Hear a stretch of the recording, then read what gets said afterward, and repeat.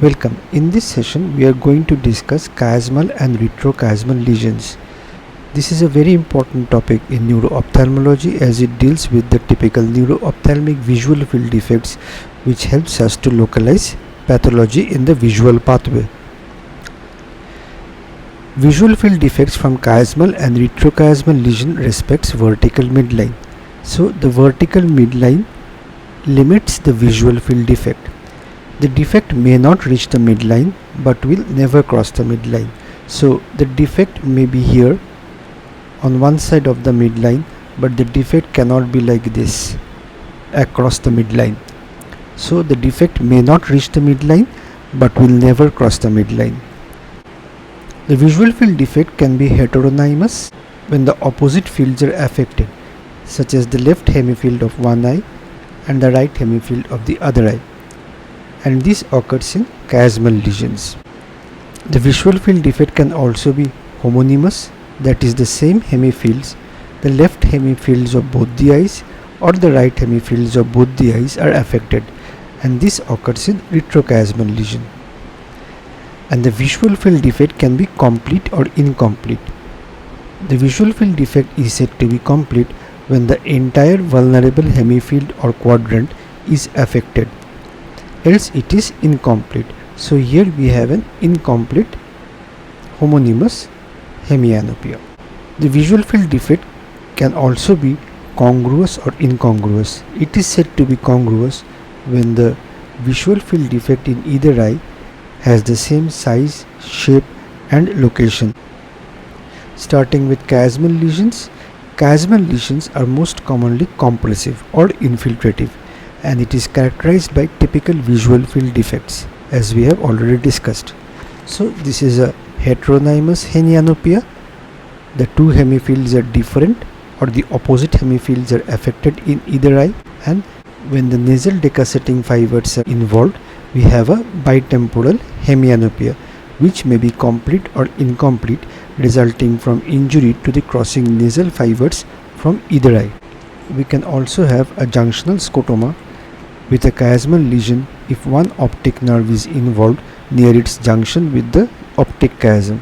So this is a junctional scotoma. This optic nerve is affected near its junction with the optic chiasm. What happens is the inferonasal fibers from the contralateral optic nerve, the von Willebrand's knee, can also become involved, resulting in an ipsilateral central scotoma associated with a superiotemporal field defect in the contralateral eye.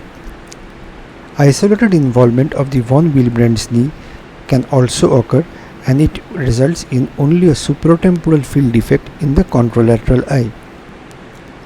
Chiasmal compression can also result in binasal or nasal hemianopia, and this is caused by compression of the chiasm from its lateral aspect, as in an internal carotid artery aneurysm which lies beside the optic chiasm, or from a paracellular meningioma.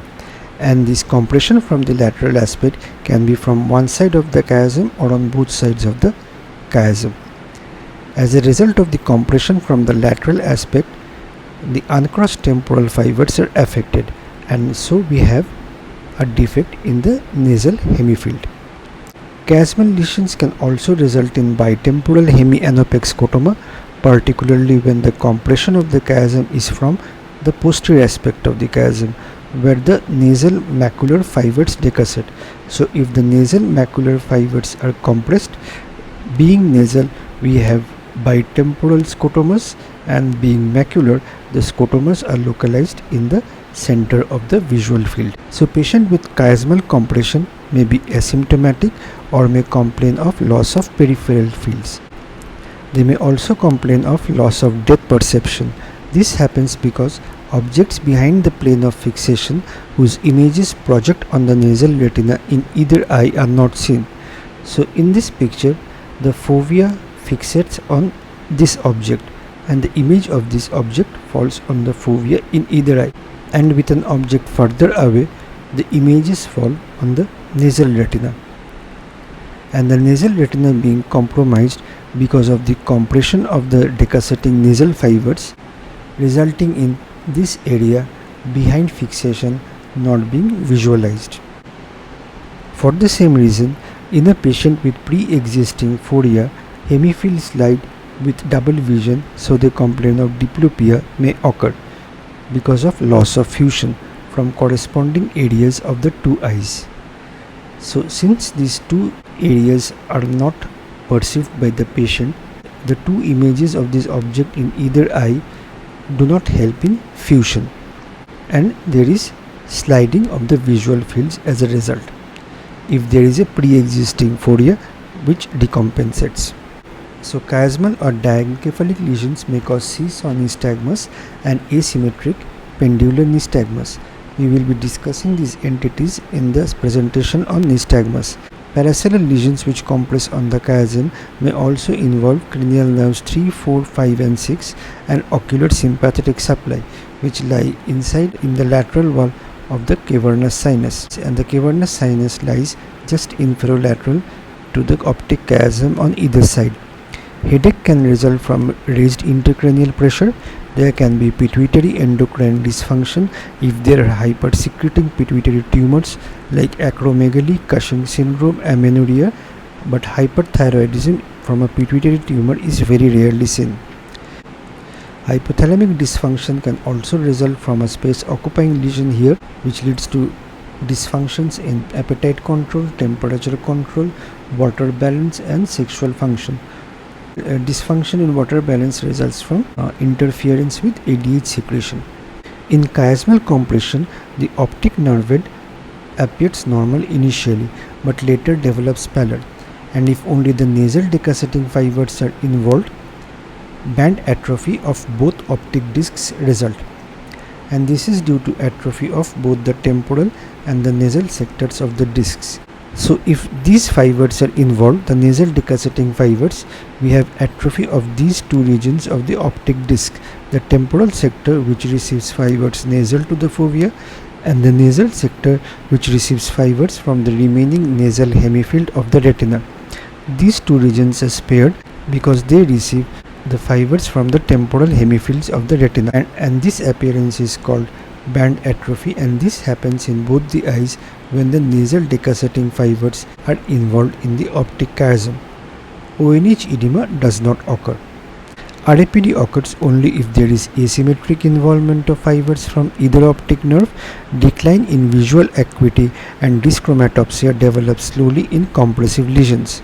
OCT shows thinning early in the disease, both in RNFL and GCIPL, and this we have discussed in the presentation on OCT. MRI is usually the imaging modality of choice for its superior tissue definition, and CT scan may also need to be done, particularly HRCT with thin cuts, because it is better at identifying tumor calcification, bone erosions which may happen with meningioma and craniopharyngioma, and hyperostosis as may happen with meningioma. So differential diagnosis of complete or incomplete bitemporal hemianopia are nasal sector retinitis pigmentosa, which will result in bitemporal field defects, tilted optic discs, which we have seen in the last presentation. So since there is an inferonasal excavation of the fundus, we find superotemporal field defects. Papilledema with large blind spots is also in the differential diagnosis because the blind spots are located temporal to the fovea, and toxic neuropathies with centrocecal scotoma also come in the differential diagnosis because they are predominantly located temporal to the fixation, but they usually cross the vertical midline, which never happens with chiasmal lesion. So coming to causes of chiasmal lesions, chiasmal lesions can be classified into extrinsic and intrinsic lesions. Extrinsic lesions happen outside the chiasm, but intrinsic lesions affect the chiasm itself. So among the extrinsic lesions, the most important is pituitary tumors, which is the most common cause of chiasmal compression. And since the pituitary is located below the optic chiasm, the pituitary tumor compresses the chiasm from below, resulting in a bitemporal hemianopia because the nasal decussating fibers are involved, and since the inferior nasal decussating fibers are involved, they initially involve the superior quadrants predominantly. So we have a picture like this: bitemporal superior hemianopia. Pituitary tumors may occur at any age but are rare in children, and non-secreting tumors, since they do not have endocrine symptoms, usually present first with visual difficulties. So this picture shows a pituitary tumor below the optic chiasm. Pituitary tumors are known to enlarge during pregnancy, and there is an entity called pituitary apoplexy, in which there is a sudden expansion of the pituitary tumor from hemorrhage or infarction within the tumor. As a result, there is severe headache, nausea and altered consciousness. There is sudden severe loss of vision due to acute compression of the nerve fibers in the chiasm, and there may be lateral expansion of the tumor into the cavernous sinuses, which may cause diplopia.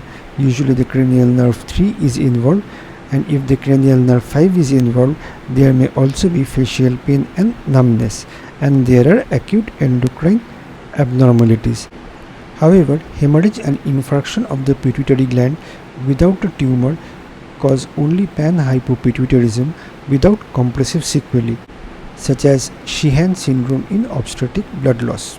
The next important extrinsic lesion which compress on the chiasm is the craniopharyngioma, which arises from vestigial Rathke's pouch. 95% of craniopharyngiomas are suprasellar, so they lie above the chiasm and thus compress the chiasm from above, unlike the pituitary tumor which compress the chiasm from below, resulting in a bitemporal hemianopia because the central decussating nasal fibers are compressed first, and initially affecting the inferior quadrants predominantly because it affects the superior fibers first, resulting in a visual field like this, in which the temporal fields are involved and predominantly the inferior fields are involved. Only 5% of craniopharyngiomas are sellar, and unlike pituitary tumors, craniopharyngiomas usually presents in childhood but has a bimodal incidence with a second peak in 6th decade. It is difficult to resect surgically because of its connections with the hypothalamus, and the prognosis is guarded. Internal carotid artery aneurysms near the anterior clinoid may cause asymmetric nasal or binasal hemianopia because they are located lateral to the optic chiasm, as we have already discussed, and they may also affect the optic nerve more anteriorly. Parasellar meningioma is most common in middle-aged women, and according to its site of origin, it may compress the chiasm from any side and produce corresponding defects. Neurofibromatosis 1 may have multiple meningiomas.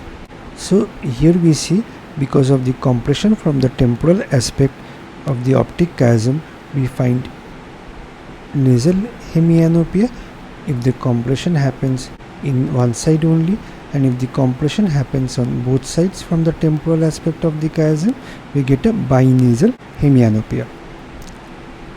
Obstructive hydrocephalus leads to dilatation of the third ventricle, and this may occur from any intracranial space occupying lesion and thus compresses the chiasm from above, resulting in bitemporal hemianopia initially affecting inferior quadrants predominantly, like craniopharyngioma. Empty sella is a cavitation of the sella turcica with atrophy of the pituitary gland leading to hypopituitarism, and it may happen from a variety of causes.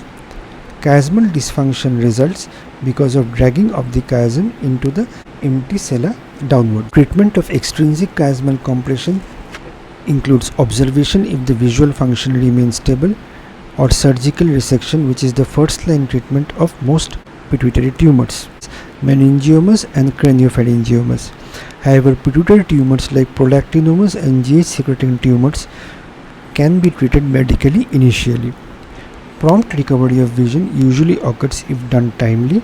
However, surgical treatment may result in late problems due to chiasmal adhesions and distortions.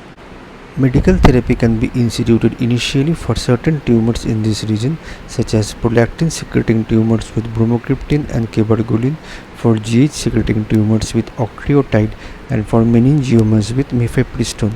However, with medical therapy, visual improvement occurs slowly. Radiation therapy is employed for pituitary tumors, meningiomas and craniopharyngiomas when surgical resection is incomplete or medical therapy is ineffective. However, radiation therapy may result in late radionecrosis of the optic nerve fibers in the chiasmal area. So follow-up includes monitoring for tumor recurrence and or treatment complications with neuroimaging, visual field, visual acuity, color vision and OCT. It has been found that prognosis is poor if mean PRNFL thickness is less than 75 microns before therapy is initiated.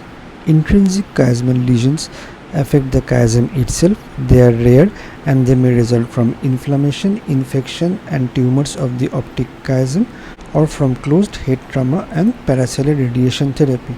However, ischemic lesions of chiasm are very rare because of the excellent collateral supply to the optic chiasm. Chiasmal glioma is an intrinsic chiasmal lesion and it has a poorer prognosis than intraorbital optic nerve gliomas, which we had discussed in a previous presentation, because of subsequent involvement of hypothalamus and third ventricle, which lie adjacent to the chiasm. Treatment is not definitive. Chemotherapy and radiotherapy can be considered. Surgical resection is usually not indicated because of visual morbidity and high mortality, and shunt surgery may be considered when hydrocephalus develops. Coming to retrochiasmal lesions produce homonymous hemianopia respecting the vertical midline. So a homonymous hemianopia occurs when the same side of the visual fields of either eye are affected, and these field defects respect the vertical midline. That means they end at the vertical midline. However, they may not reach the vertical midline, but they will never cross the vertical midline. Lesions of the right retrochiasmal pathway affect the left hemifield of either eye and vice versa. So this is a complete left homonymous hemianopia affecting the left side of the visual field from a right-sided retrochiasmal lesion, and this is a complete right homonymous hemianopia affecting the right side of the visual field of either eye from left-sided retrochiasmal lesion. The more posterior the lesion is along the retrochiasmal pathway, the more congruous the visual field defects in either eye. Congruity is considered in case of incomplete homonymous hemianopia only. So to determine congruity, the visual field defect should be incomplete, and it refers to the extent to which visual field defects in either eye are similar to each other with respect to size, shape and location. So in this case, the visual field defects are incomplete because they do not involve the entire sector.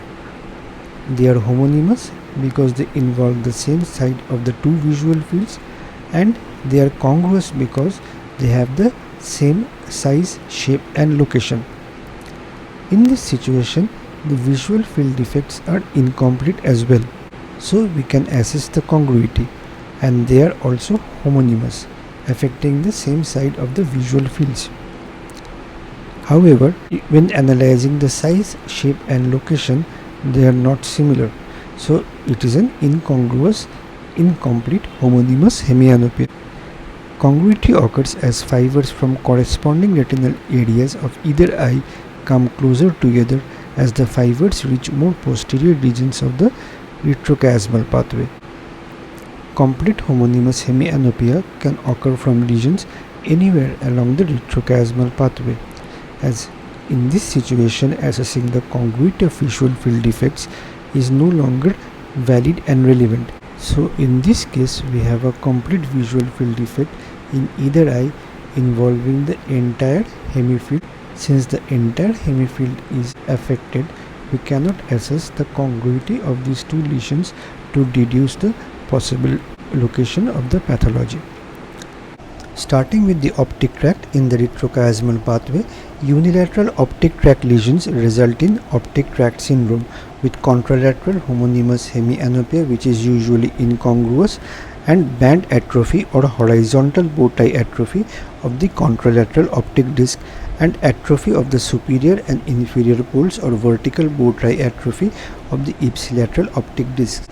So in a unilateral optic tract lesion, the contralateral nasal fibers and the ipsilateral temporal fibers are affected. Since the contralateral nasal fibers are affected, the contralateral optic disc shows a horizontal bow tie atrophy, as we have seen with the chiasmal lesion. In a chiasmal lesion, both the eyes show a horizontal bow tie atrophy, but in an optic tract lesion, the ipsilateral eye shows a vertical bow tie atrophy because the temporal fibers being affected, these two sectors of the ipsilateral eye are involved, resulting in a vertical bow tie atrophy in the ipsilateral eye, which is not shown in the picture. In optic tract syndrome, we also find mild RAPD in the contralateral eye, because from each eye more fibers cross than remain uncrossed in the optic chiasm. So when the right optic tract is involved, more pupillary fibers from the left eye among the fibers crossing over to the right optic tract are involved as compared to the number of pupillary fibers from the ipsilateral eye being involved and passing among the uncrossed temporal fibers in the right optic tract. With an unilateral optic tract lesion, we may also find bird's pupil, that is a larger pupil in the eye contralateral to the affected optic tract, and Wernicke's hemiakinetic pupil. This is a poor pupillary response when light is thrown in an eye from one side than when thrown from the other side, and with an unilateral optic tract lesion it is found in either eye. So with an unilateral optic tract lesion, we may find RAPD when light is thrown from the temporal side than when thrown from the nasal side in the contralateral eye, and in the ipsilateral eye we may find RAPD when light is thrown from the nasal side than when thrown from the temporal side. So causes of optic tract lesions can be compression, inflammation and ischemia due to occlusion of anterior choroidal artery.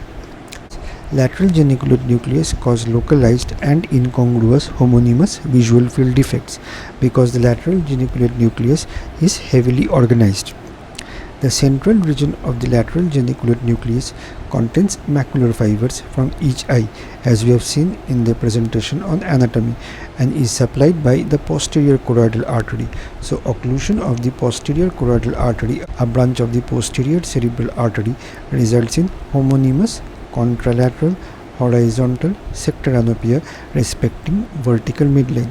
So if the posterior choroidal artery is involved, the macular fibers are affected and we have a visual field defect like this. Although the visual field defects are homonymous, they are not congruous. The horns of the lateral geniculate nucleus, the medial horn carrying fibers from superior retina of either eye and the lateral horn containing fibers from inferior retina of either eye, are supplied by the anterior choroidal artery, which may be a branch of either the middle cerebral artery or the anterior cerebral artery. An occlusion of this anterior choroidal artery results in homonymous contralateral quadruple sector anopia respecting the vertical midline. So you find four regions of visual field defect called quadruple sector anopia, and there are horizontal wedge-shaped sectors which are spared. LGN lesions cause late sectoral optic atrophy but does not cause RAPD because the geniculate body contains the visual pathway fibers but not the pupillary pathway fibers. Coming to optic radiations. In the optic radiations, the separation of fibers between the superior and inferior optic radiations does not respect the horizontal meridian, as happens in glaucoma and also in occipital lobe lesions, which we will come to later. Since the macular fibers lie between the parietal and temporal lobe portions of the radiations, the involvement of these lobes result in visual field defects, usually sparing fixation. The field defects in either eye are incongruous in optic radiation lesions, and optic nerve vein appearance and pupillary reactions are normal. So when the inferior radiation in the temporal lobe is affected, we find contralateral homonymous incongruous superior wedge-shaped sector anopia, also called pie in the sky, which spares the fixation. So this is sparing of the fixation. So the defect is contralateral, as happens in any retrochiasmal lesion. It is homonymous, affecting the same side of the vertical meridian in either eye. It is superior because the inferior radiation is involved. It is usually caused by tumors, and temporal lobe lesions may have associated symptoms, olfactory, auditory, and form visual seizures, and also hearing loss and memory loss.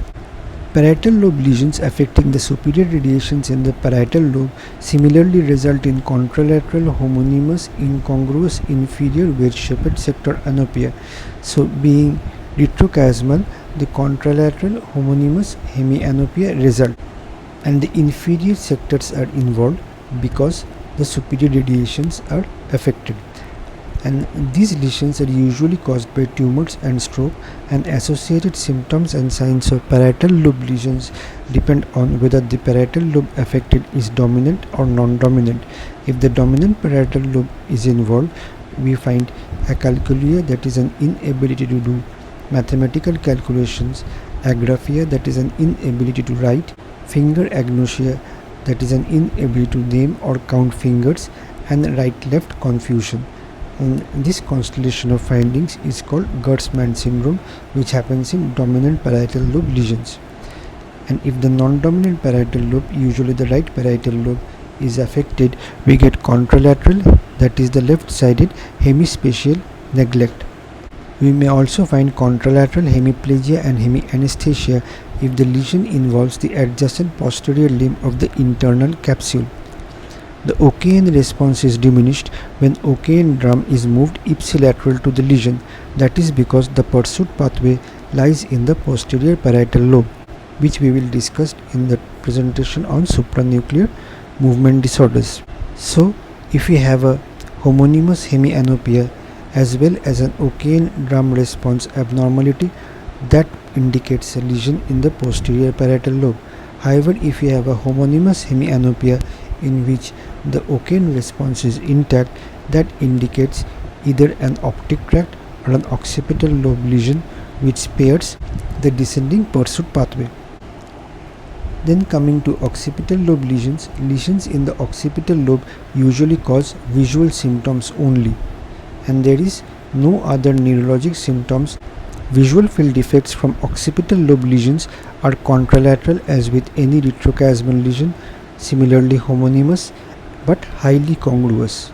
So this is a characteristic of occipital lobe lesions, and the visual field defects may be of several types.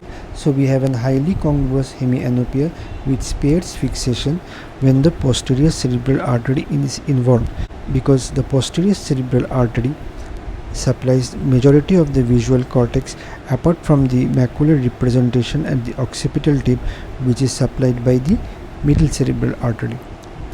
And if this middle cerebral artery is involved, then we have hemianopic central scotomas, because only the macular fibers are involved. So if the macular fibers at the occipital tip is involved, then we have a contralateral homonymous hemianopic central scotoma involving only the macular region. Occipital lobe lesions also may result in quadrantanopia, which respects both the horizontal and the vertical meridian. The vertical meridian is respected because it is a retrochiasmal lesion, and the horizontal meridian is respected because the superior and the inferior optic radiations project to the visual cortex superior and inferior to the calcarine fissure. So if we have a right occipital lobe lesion below the calcarine fissure, the left side of the visual field in either eye is affected, and since the lesion lies below the calcarine fissure, the visual field defect is restricted to the superior aspect of the left visual field in either eye. Occipital lobe lesions may have asymmetric field defect when the monoocular temporal crescent representing the anteriormost part of the contralateral visual cortex is either affected or is spared, and this is detected only on kinetic perimetry because the monoocular temporal crescent lies in the far periphery. So this diagram represents the visual field defect which happens if the left visual cortex is involved but the anteriormost part of the left visual cortex is spared. So the anteriormost part of the left visual cortex is represented only in the right eye, the temporal crescent of the right eye, and this does not have a similar sparing in the left eye. Other visual symptoms which happen in occipital lobe lesions. So occipital lobe lesions do not have symptoms in any system other than the visual, include unformed and formed visual hallucinations. Unformed visual hallucinations occur from primary visual cortex lesions, and formed visual hallucinations occur from extrastriate visual cortex lesions. Redox phenomena or staticokinetic dissociation, in which the subject is able to detect moving objects but is not able to detect static ones. Optic nerve appearance and pupillary reactions are normal, as with any retrogeniculate lesion. We'll end this session with a short discussion on cortical visual impairment, which we will be discussing in more detail in the next presentation. And cortical visual impairment is defined as visual symptoms from cortical lesions, which are usually difficulty in visual interpretation, but visual acuity may be relatively preserved, and it can be due to a large number of etiologies. Alzheimer's disease is a frequent cause of cortical visual impairment, and cortical visual impairment can be the presenting feature of Alzheimer's disease. Cortical visual impairment may cause simultagnosia, which may result in difficulty on Ishihara testing, although the patient does not have any color vision problems. Simultagnosia we will discuss in the next presentation. And the patient may also have difficulty in clock drawing test, which is a very useful neurologic test for assessing the visual system, and it involves assessing the ability to draw a clock and represent a mentioned time. Thank you for listening.